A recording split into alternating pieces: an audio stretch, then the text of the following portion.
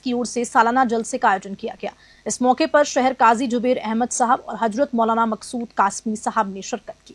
जलसे में मौलाना इनामुल एक हक द्वारा बच्चों की दीनी तालीम के लिए की गई दिन रात की मेहनत का नतीजा देखने को मिला, जहां पर 7 बच्चों ने मुकम्मल तौर पर कुरान शरीफ को हिफ्ज कर लिया।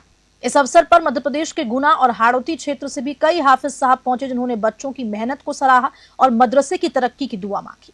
कार्यक्रम में छोटे छोटे बच्चों को दीनी रास्तों पर चलने के लिए प्रेरित किया गया और उन्हें इनामात से नवाजा गया। कार्यक्रम का समापन शहर काजी जुबैर अहमद साहब की दुआ और तबरुक वितरण के साथ हुआ। कोटा से कामिंदू जोशी की रिपोर्ट।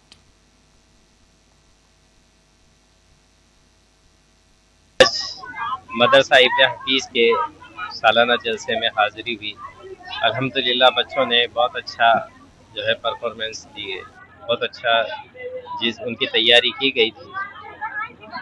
मकतब एक ऐसी जगह है जहां वो बच्चे जिनकी तालीमी इब्तिदा होती है वो दीन को सीखते और उस पर अमल करते हैं, उनकी तरबियत की जाती है, दीनी तरबियत की जाती है।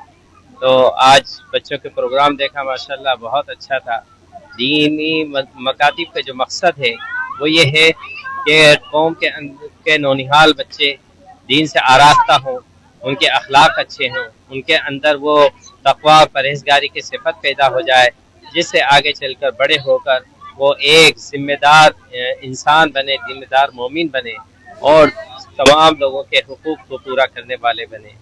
अल्लाह से दुआ है कि अल्लाह तबारक व तआला इस कोशिश को जो आज की गई इसको कामयाबी अता फरमाए और जिस तरीके से यहाँ मेहनत की गई हाफिज साहब के जरिए से उस कोशिश को भी कबूल फरमाए। और चलिए इसी खबर के साथ मॉर्निंग न्यूज में फिलहाल इतना ही। बने रहिए मेरे साथ, देखते रहिए News 21। नमस्कार।